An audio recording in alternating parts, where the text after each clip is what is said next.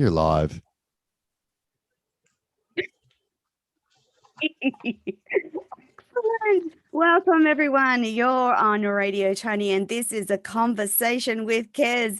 And despite a few technical issues, we are live today with the gorgeous Kez Wickham St. George, international best-selling author, and my co-host. For those of you listening live on LinkedIn, Facebook, YouTube, and Twitch, we have the gorgeous Peo in the Philippines ready and waiting to respond to your questions and send you links from anything that we talk about in the show. If you're driving and listening where you can't take note of those connections, then jump on to radiotoni.com and look under our guests, and you will find all about the gorgeous Lisa Forsythe, our author for today. Now, this is a very timely show. In Australia, we've just gone into lockdown across most of the states in Australia, including Queensland, where I am, and Western Australia, where Kez is. And so this show is very timely. It's from a wonderful new author called Lisa Forsythe, who is a teacher, mum, and author of Simpli Activities for Toddlers, a practical play-at-home handbook for parents. And I can't think of a better way to have someone on the show than we're in lockdown and there's lots of toddlers causing havoc across the planet. So Lisa was caring for her toddler Thomas throughout the pandemic, and it gave her the inspiration to create @Simpli Toddler Activities on Instagram to offer other parents activity ideas to keep the little ones busy. This led her to writing her debut book to share her expertise to other parents. Lisa holds multiple Australian university degrees in education. She has a Bachelor of Arts, Bachelor of Teaching honours, a Master of Education, and a Diploma of Graduate Teaching of Asia.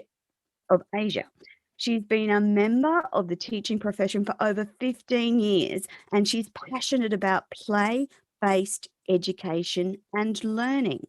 Lisa wants to share her educational knowledge with others to impart the importance of developing a child's foundational skills before they're ready to enter formal schooling. The best part is her book is full of fun activities that you can easily do at home, predominantly using recyclables and craft activities. The book is designed to guide your toddler to develop foundational skills, and there are 60 high-quality activities that are open-ended. So that means each time your toddler engages with the activity, they can discover something new. These are activities that you want to repeat. Another way to play is all about reusing the same activity to teach different skills and concepts with minimal preparation required, thus saving you time, resources, and space. Welcome to the show, Lisa. Congratulations on the book, and it's so wonderful to have you here today. Oh, thank you so much, Toni. That was quite the introduction. It is really timely, as you say. I can't believe it. I really can't. Australia and lockdown are not two words I thought I'd be hearing in 2021. I know. When they announced yesterday that Queensland was going, so they'd already started with New South Wales, Northern Territory and Western Australia, and then Queensland added. I'm like, oh my goodness, what a great timing of the show. We couldn't have done it better. No, could not have planned it, honestly.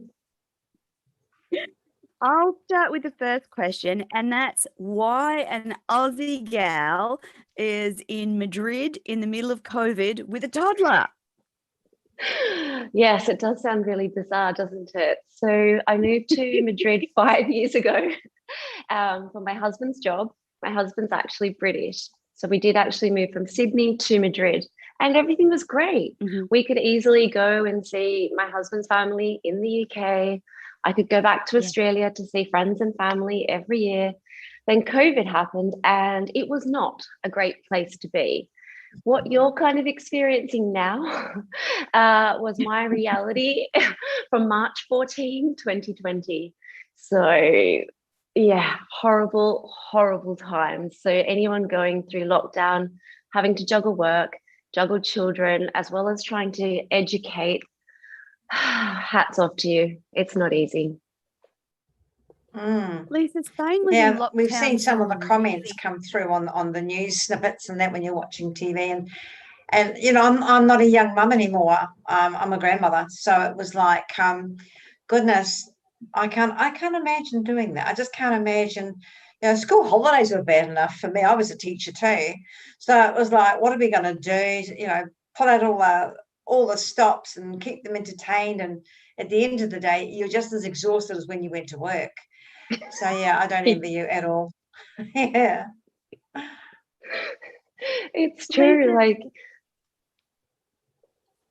sorry, Dylan. Spain was in lockdown for like months and months and months, wasn't it?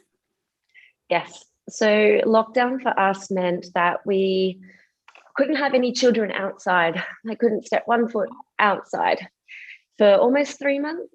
So we lived in a 2-bedroom apartment, and my husband had to work from home. So our bedroom doubled as his office. So doing Zoom calls and all sorts of things was great with an 18-month-old back then. A little boy that had so much energy and always wanted to run in and be like, Dada! He's like, I'm on a call. It's kind of like that video that went viral years ago with the husband that was in South Korea, I think. And the child comes scooting in. That was my son, Thomas. It was hilarious, but also extra stressful because my husband was like, this was a really important meeting. Like, nothing we can do about it. So trying to entertain him and keep him a little bit quiet. How do you do that as a toddler? I don't know. I didn't sleep a lot during that time because I was coming up with ideas. I was also stressed. I didn't know back then, nobody knew what this virus actually was and how bad it would be. Who would have ever thought that you could not leave your house? And only the adults could go, one person, to your nearest supermarket and back, or to get medicine and back, nothing else. It was horrible. Yeah. I think it was the same pretty much globally. It was, you know, you only were allowed outside. I mean, here in WA, we didn't have that many cases, not really. But the kids were still playing in the park. You could go out for an hour and play in the park. I can't imagine, you being an Australian, it must have been really hard because we all love it. We all love our fresh air and our sunshine, don't we? Yeah. We do. Like adults couldn't even go out for exercise. That was never, ever an option. And it was hard as well being so far from my family, and they're seeing the news like 900 deaths a day, almost 1,000 today, just hospitals overrun. Oh, the ice skating rink in Madrid doubles as a mortuary basically. And they're like, but you have to come back. I'm like, the borders are shut, I can't come back.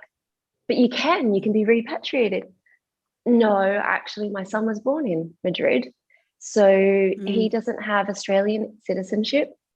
He does now. It was a very long process. And then now we're still waiting to get him a passport. So yes, I could have come back to Australia potentially on a business class flight, hopefully not getting cancelled. But I'm not leaving my son and my husband back in Madrid. And I think that's what a lot of people forget as well. It's so many families are separated and continue to be separated. And for us in Europe, things are improving. We're really, really lucky, but we've had multiple waves and a lot of death. And Australia has always been shut off, but you've had almost a normal life apart from not being able to leave Australia or have returning family members. But overall, it hasn't been the same everywhere. That's true. No. So did you find this when you were in lockdown, that's when you found the inspiration to write a book? Because as an author and a mentor, I found I was just inundated with people wanting to write books and wanted to be mentored through it. And they said it's because of lockdown, it's given us the time to be creative. I wouldn't say that was my way to being an author. So it actually started with an Instagram account, because we were in lockdown, and lockdown started happening in the UK 2 weeks later, and then many other countries followed suit. And I started putting what I was doing for Thomas on there, because my friends and family were like, what do I do? How do I juggle this work, business, plus look after my kid? I can't, I don't have the time. Like, of course you don't have the time. It's an impossible task. How can you be expected to work full time and come up with ideas for your child? You just can't. So that's how it started. And basically I put ideas up for them, and then over time more people found me. And so it was in October last year that I was like, oh, hey, wait, light bulb moment. Why can't you just put all of the other ideas that you want to do into a book? Because that way you can reach more people. But not only that, I wanted to also have my educator hat on. And as a teacher, Kez, you, or former teacher, you will know, if you've been in early years and you have children come into your classroom and you're just like, oh, I wish they'd done more work at home with fine motor skills. Oh, I wish they'd done a little bit more work on social skills.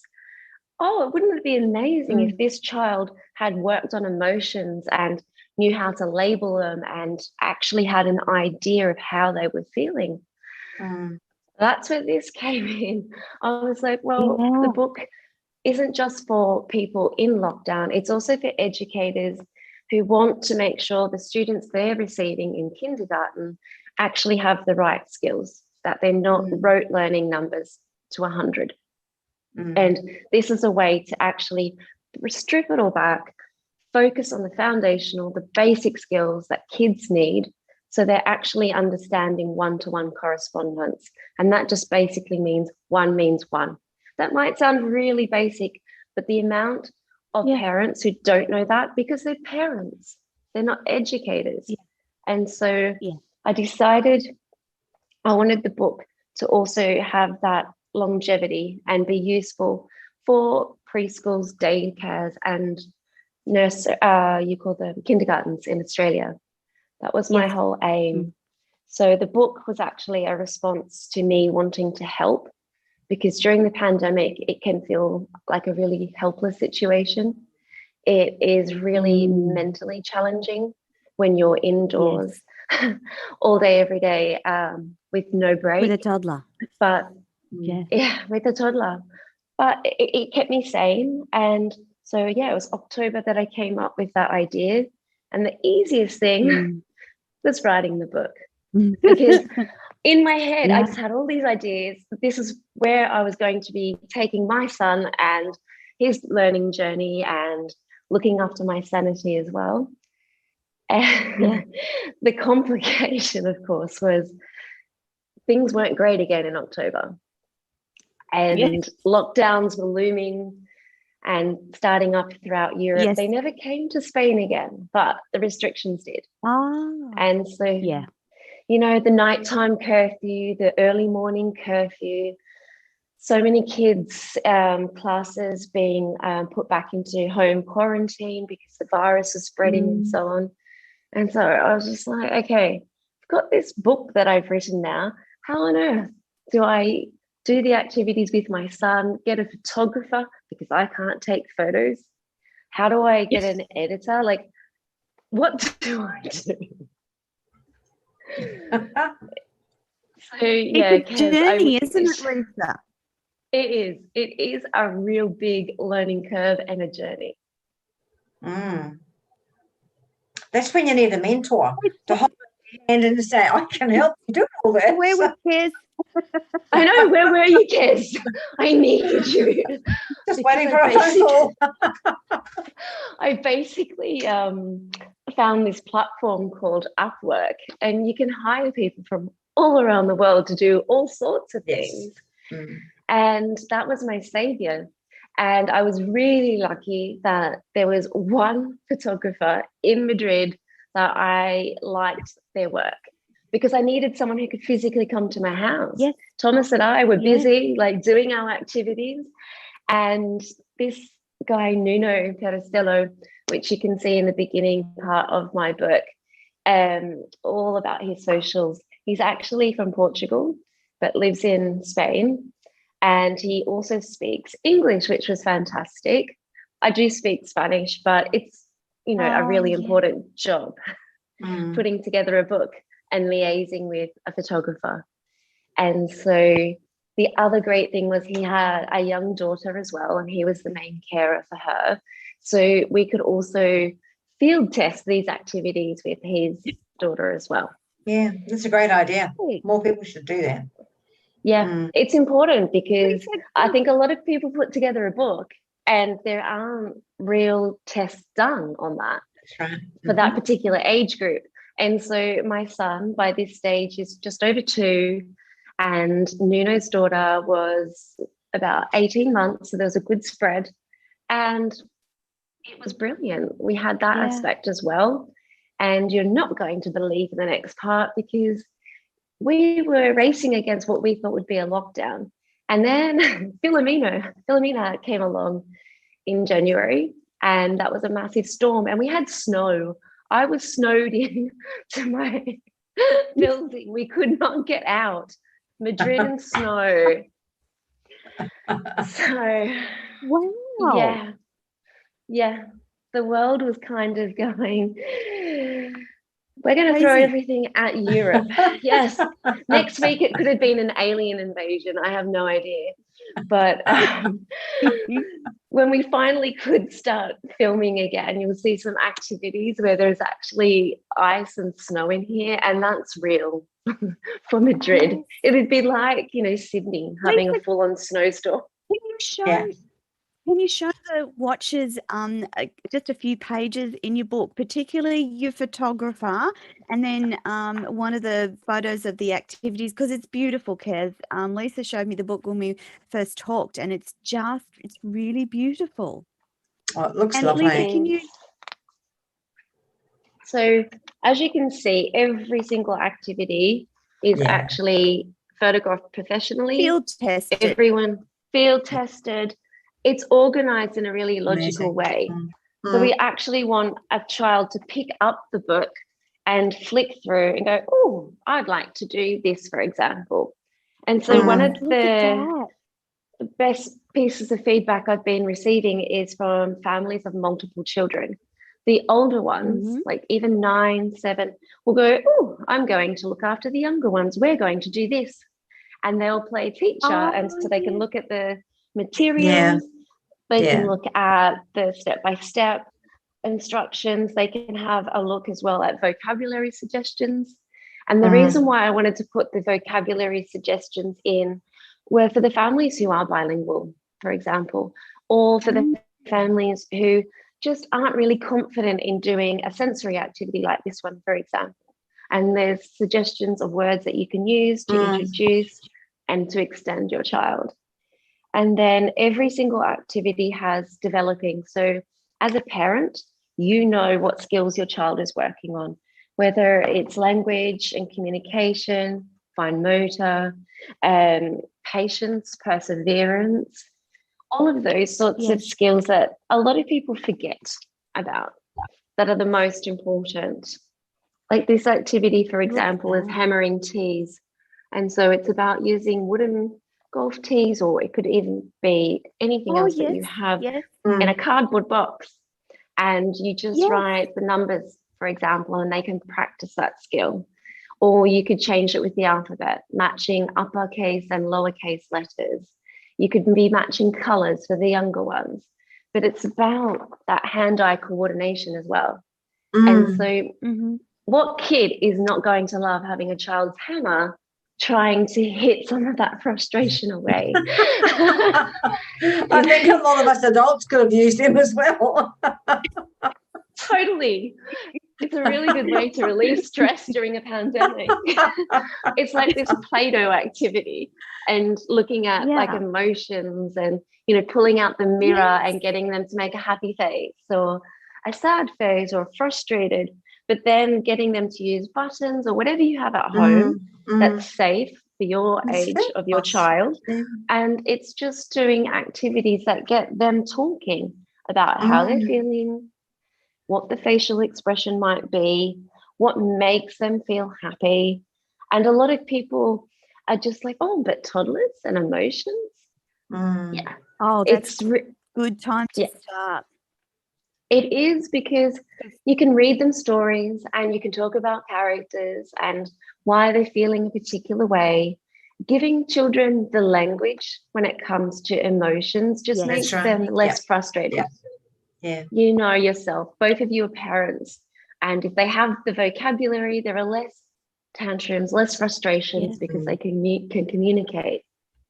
Yeah, that's right. I was going to say, Lisa, did you notice through the process of this that you had the ability, Thomas gained the ability to explain a bit better how he was feeling? Because we all know what toddler tantrums are like.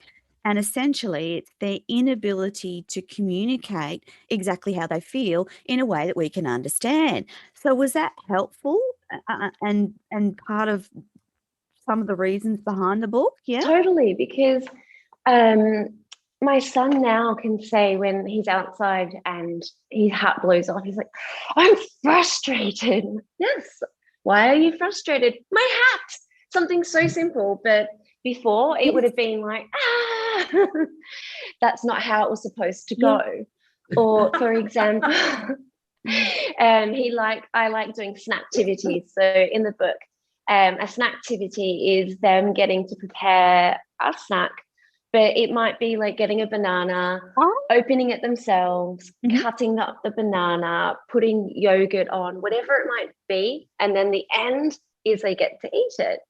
And so obviously for a toddler, using a toddler knife and so on, cutting a banana is not an easy thing to do. But yes, they can do it as a 2-year-old. And instead of just going, he can say, it's not working. Can I have some help? So he's got the tone, he's got the facial expression, but it comes out in a much more constructive way. And I recommend all families do it, because you all have to eat. And it's just one of those things that it can be made into a fun activity. And it does help your child in the long run. And it helps your family's sanity as well. Oh, yes, I agree. Yes, I certainly agree. I used to encourage my grandson to cook to Nana singing. He reckons I sound like a frog in a bucket. But, but we certainly had some interesting dishes as well. Definitely. And my son is the same. Like, people always ask me, because now he's 3, they're like, what do you mean? He can make pancakes. I'm like, well, he knows. He's just made them a lot. So he knows how to crack the eggs and mix the ingredients. He knows what goes where and how. And it's just, okay, they make some mess, of course, but you make the cleaning up a part of the mess driven activity fun. But again, it's just having the mindset, and hopefully the feedback I've been getting from the book is that it's given parents confidence to actually try things with their kids. It allows them to go, okay, this is what I need.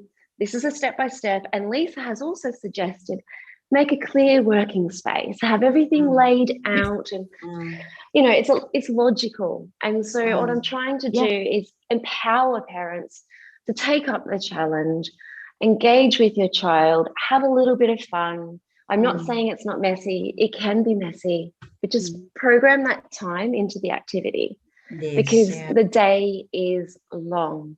And being in lockdown right now, it seems even longer, because everything that you're used to doing, going out whenever you want, schools, daycares, childcare, it's gone. And it's stressful. You have work. So hopefully in Australia, my book will help a lot more people as well. And I do believe in education being free. So I do still keep my Instagram going.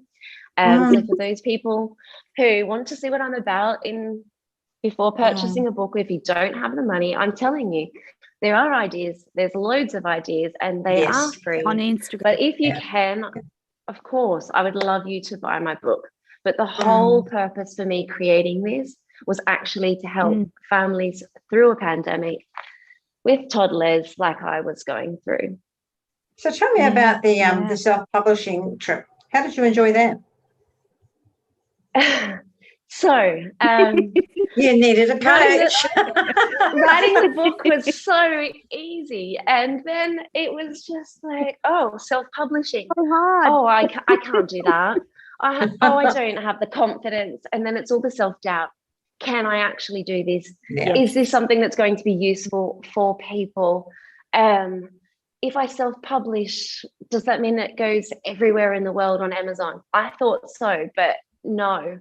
No. There are a lot of families in India who would love my book and follow me on Instagram, but it's an ebook there, and it's just like, oh, it's so much better as an actual physical book. Yeah. I'm really sorry. I did tell you, yes, it would be there, but no, not in physical format. The process of publishing on KDP on Amazon was actually quite easy. The photographer, Nuno Carosello, of my book actually tried his hand at designing the book, because as a photographer, he has designed his own for his line of work for a long time. So we liaised together and came up with something that was really functional, very straightforward, and it worked brilliantly. Then once it's out there, it's the marketing. It's just like, I was creating a product that was very useful and helpful. Oh, it doesn't sell itself. And it's great. It's great. No. What? Yeah. It's a lot of hard work, Lisa. I spoke to a publisher afterwards who was saying like, oh my God, this looks amazing. Like, yeah, I know. We normally have a team of like 6 people that would market like a bunch of people's things. Like, how on earth are you doing it? And I'm like, well, luckily for me, I'm not sure. I had an Instagram account beforehand. That's something.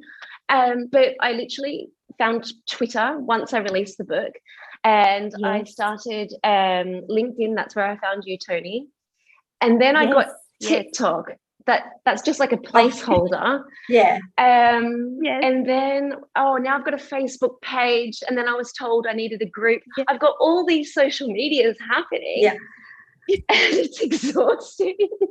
It is exhausting. Yeah. I'm so glad I have a wonderful publisher. Really I just say, there's the book. Totally. And then you do have the backing of the publisher, of course, and their contacts, and it's their financial risk. Whereas for me, it's totally 100% my financial risk. But we must talk after this. I have some ideas for you, Lisa. But about the book. So your that was the self-publication horror journey. So what's happening now? Where are you going with it now? So at the moment, it's doing really well in the UK. That's my biggest market. So over the weekend, anybody in the education world probably has heard of Independent Thinking by Ian Gilbert. I had the privilege of chatting to him. He's been a huge mentor in my educational journey, and I'm sure he has for many educators. So I got to be a part of his book festival, and I spoke for that over the weekend. Also very, very lucky that there is a parenting expert in the UK called Sue Atkins, and she has recommended my book with her Sue Atkins book club. So there's a few other really amazing lesser known authors like myself. And basically what I'm trying to hopefully do is speak to more people like yourselves and more people in education to get the word out there. I actually am going to be speaking at an online conference later in July online with the US about how to bring parenting from a chaos situation to calm. But I am not the parenting expert. I'm actually speaking about what we were just a moment ago, how you can play with your child, bond with your child, put in that vocabulary and the communication skills to actually have a better home life, just with simple things, nothing that's like groundbreaking at all. But sometimes in our busy lives, we just so bogged down and we have tunnel vision that sometimes it's really nice to just have a podcast or a webinar or a conference that you can tune in and tune out of as you please, and hopefully pick up some really useful tips and ideas. So I'm hoping to do that. I've got a website now. Again, Kez will just say, you did a book, and then like months later you've had a website. Yeah, that was me. We all do things in our own time. Yeah. So I believe you also do a newsletter now. Is that on Instagram or on your blog site, or where does your newsletter come into it? So you will need to go to my website, and you can sign up for the email, and it comes free to your inbox every fortnight. And so I'm updating my website with activities, and then I'm getting experts in various fields to write articles. And so there's going to be a blog post. So the first one is by the parenting expert, Sue Atkins, about the importance of play. Then I'll have, let's say, another author on mindfulness. I've got nutritionists that will be giving healthy eating tips and tricks as well. So it's going to be a space that parents and educators can come for lots of expert advice, not just something that somebody down the road said on Facebook, actual quality information by doctors, experts in various fields.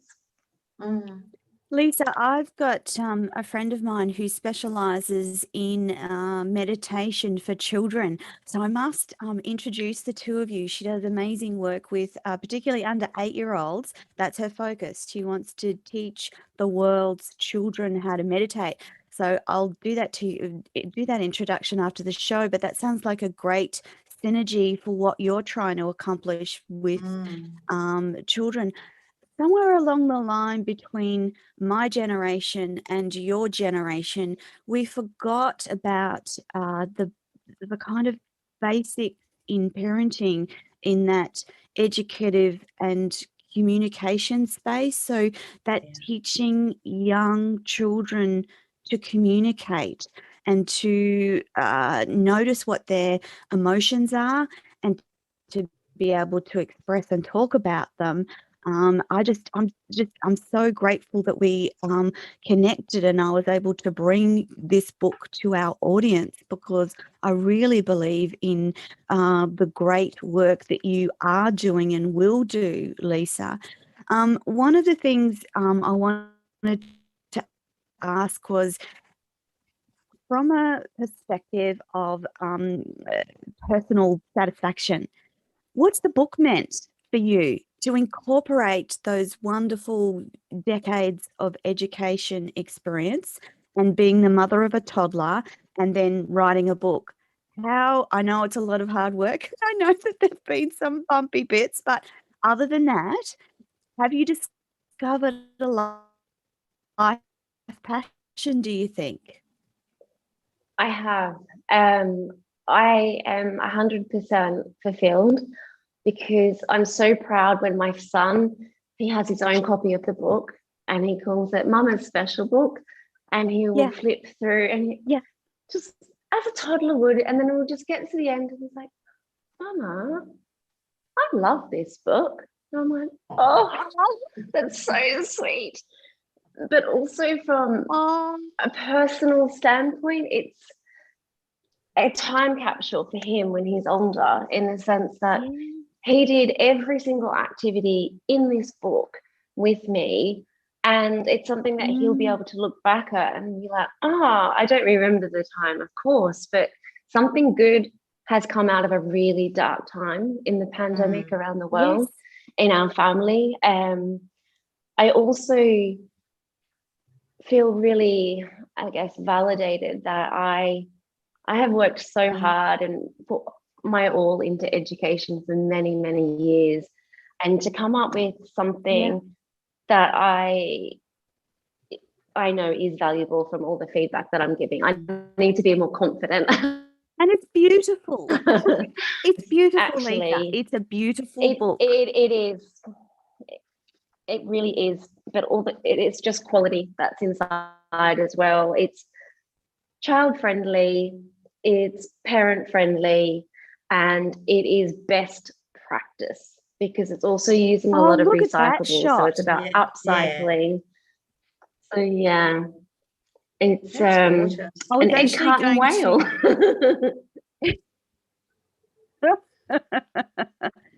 That's an important point that I'd like to remind the listeners today, is that all the activities are with like household items and things that you're most likely to have in the house, like your activity with the golf tees. Lots of us, even if we're not fanatic golf players, will have golf tees somewhere around our space. Who would have thought that you could wrap them Definitely. into a cardboard box and make such an awesome activity out of it? Yeah. Totally. You've done I really well, wish I Lisa. had. Oh, thank you. Yes, it's a great. I- But I haven't seen the book. I think it's But it's I can't wait to see the book.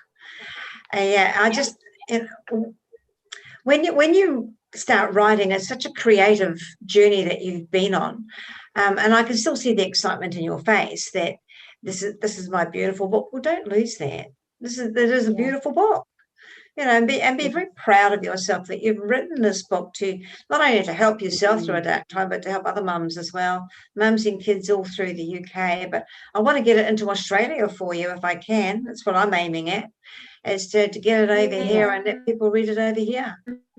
You have got family over here, though. Surely they can bring it over here and start doing some publicity with it.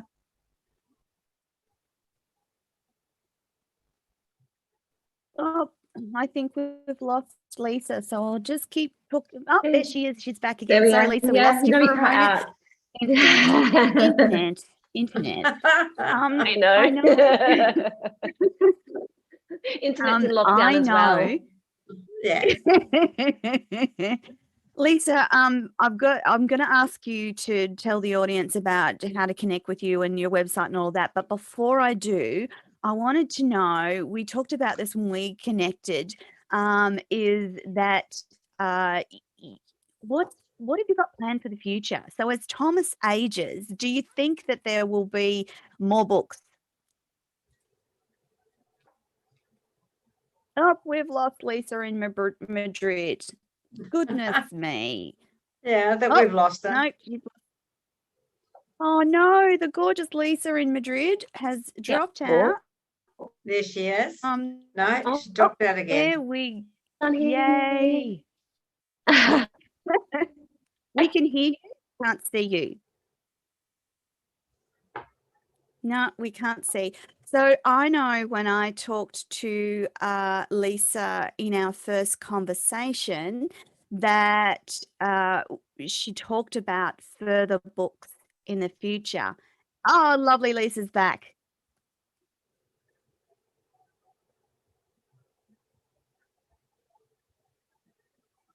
Oh, and now we need to. So there we go. That's better. Yeah. Okay. I'd love to do some webinars as well. So that way I can reach more people on a platform, for example, like YouTube, and we can do activities together, especially like science, technology, art, and maths together. Buzzword, but I do have those in my book as well.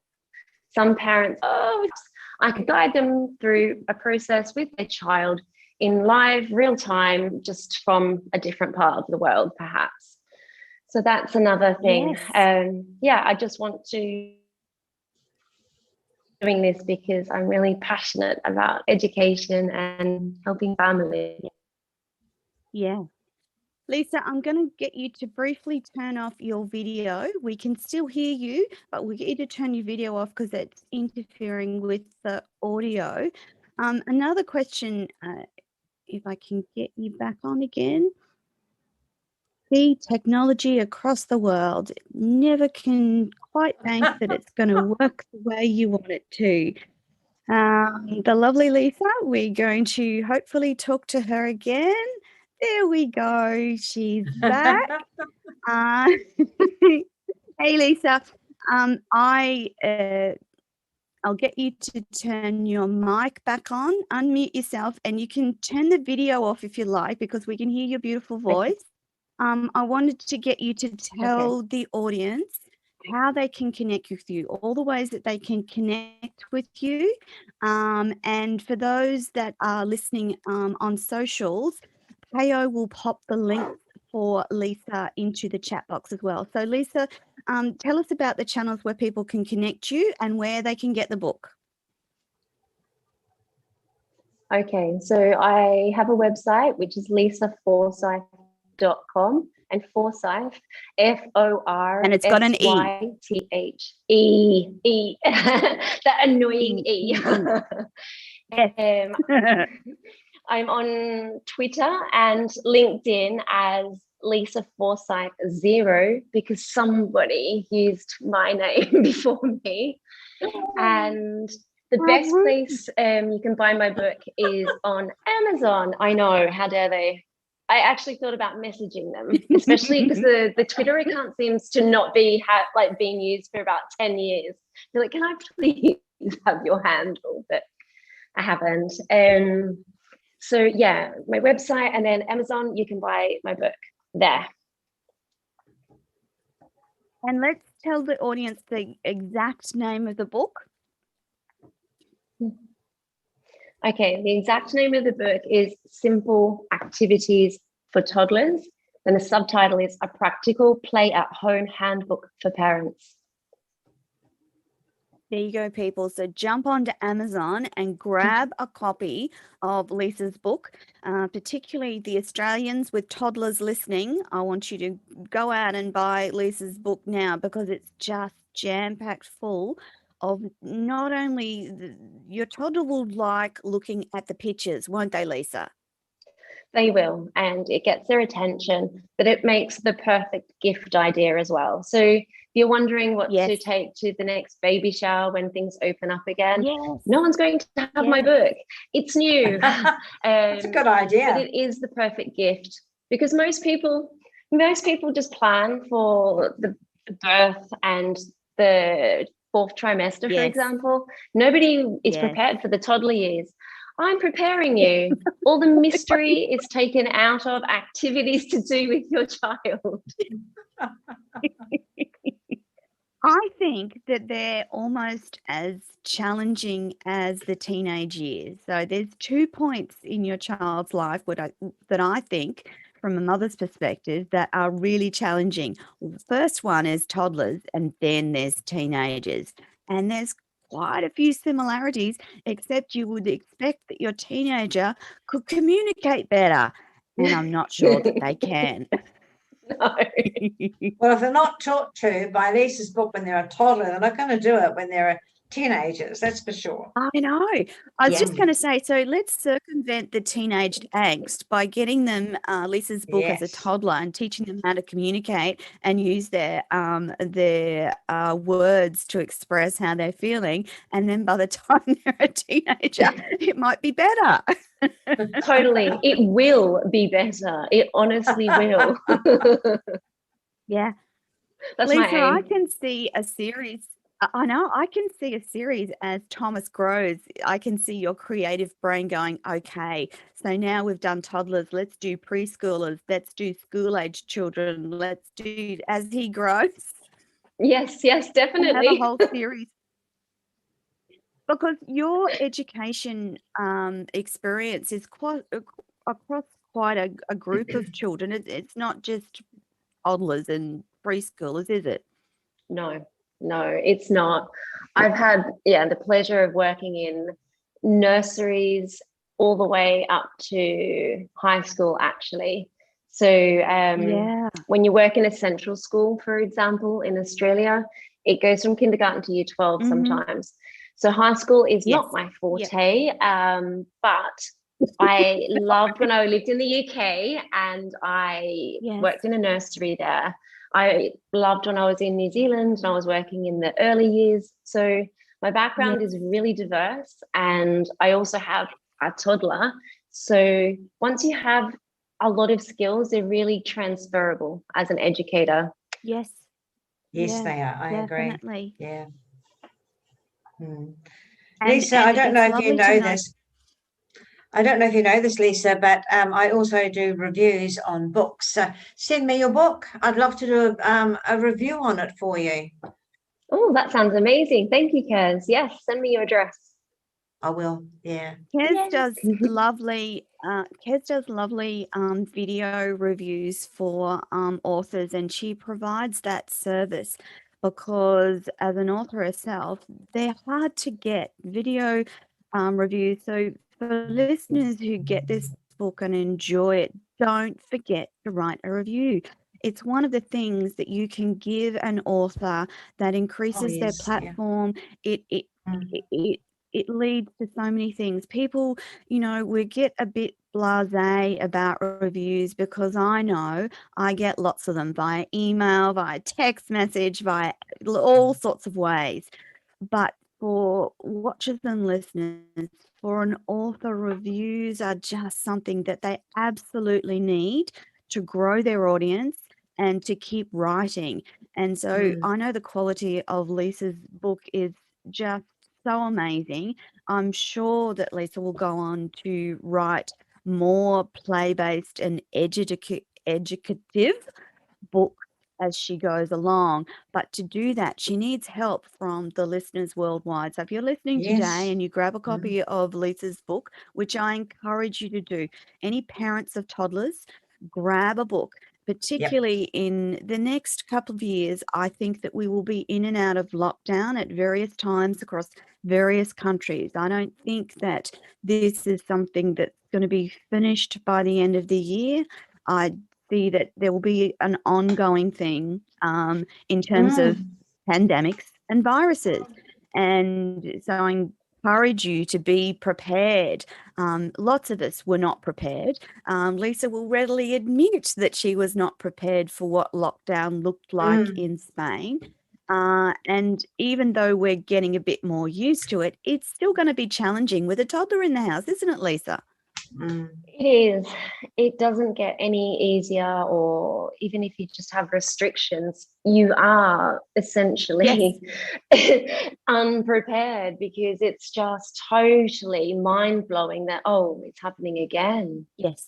Ugh, more Yeah. ideas, more Yeah. stress, and horrible. Yeah. Yeah. Lisa, in Spain, you're allowed out now. You're not complete lockdown. No, in Spain, things are brilliant, finally. We don't have to wear masks outside all the time now, which is great. We do indoors. Most people over the age of 40 have been vaccinated, and they're starting under 40s this coming week.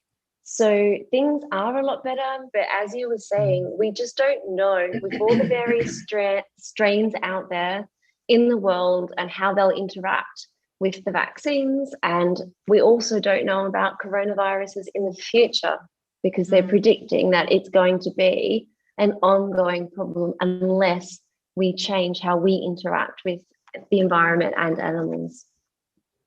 Yeah. It's very true. Agreed. Yeah, very true. Yeah. We could only see hope by for the the way best.